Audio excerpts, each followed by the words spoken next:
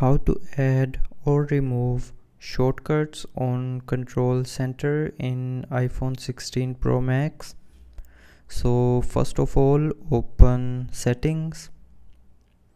Now in Settings, scroll down and here tap on Control Center.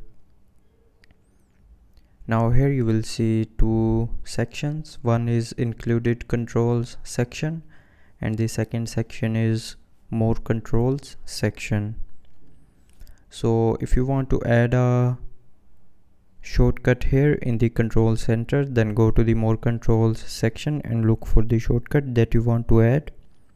So if you want to add the QR code scanner shortcut, then tap on this add button with code scanner and then it will be added to the included controls section, and now you will be able to access the QR code scanner from your Control Center.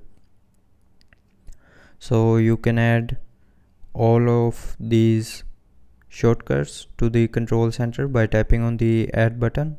So to add a notes shortcut, tap on add notes, then it will be added to the included controls section, and now you can access the add notes from your Control Center.